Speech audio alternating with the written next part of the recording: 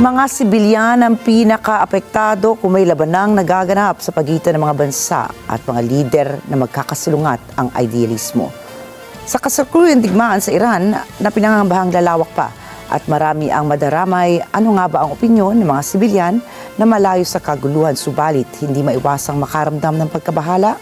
Net 25 correspondent Jeff Sanidad para sa report. 28 ng Pebrero ngayong taon nang atakihin ng US at Israel ang Iran.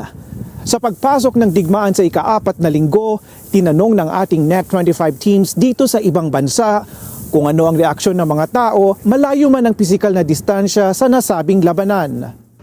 Tulad ng marami, pagkabigo ang nararamdaman dahil hindi nadaan ng mga bansang sangkot ang kani-kanilang mga issue sa diplomatikong usapan. Very frustrating that they couldn't find an agreement before something happened. So I hope they realize that more and more damage is done and there will be no win-win if it continues like that. So I hope they will just go back to the negotiation tables. I was in shock. It was so surreal. I felt so scared that a war is going to erupt. This attack is really disappointing, disheartening, and I feel it's murder. Kaugnay ng lumalalang kaguluhan sa gitnang silangan, may kinatatakutang mga epekto ito sa pamumuhay ng mga tao kahit malayo sa labanan. I'm worried about the economy. What are the consequences that it will bring to our community, to our family, and this country? Because we are all live here and we all work here. I feel unsettled about the recent attack in Iran. I feel that it's going to cause a lot of shifting that is unnecessary for the country. Gayunman, may ilan na sumasang-ayon sa ginawang mga hakbang ng US at Israel kontra Iran. Pagkamit ng demokrasya, anila, ang sanay maging katapusan nito.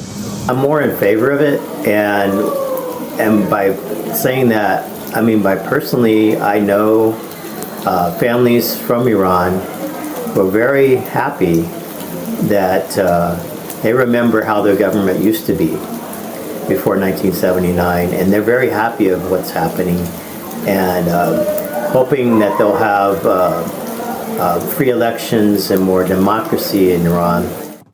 Sa kabila nito, tulad ng argumento ng maraming mga leader sa mundo, ang naturang pag-atake sa Tehran na ngayoy kumakalat na sa gitnang silangan ay paglabag sa batas internasyonal at pagsasapanganib sa karapatang pantao ng mga taga-rehiyon.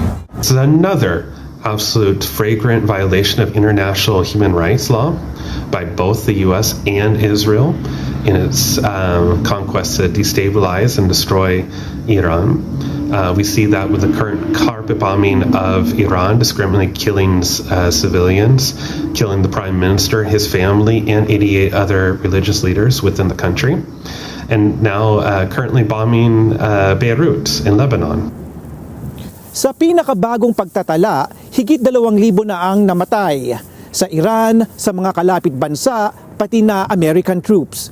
Sa kabila nito, nakabitin pa rin ang mga katanungan tulad ng hanggang kailan magtatagal ang digmaan, anong mga bansa pa ang madadamay at ilang mga buhay pa ang mawawala.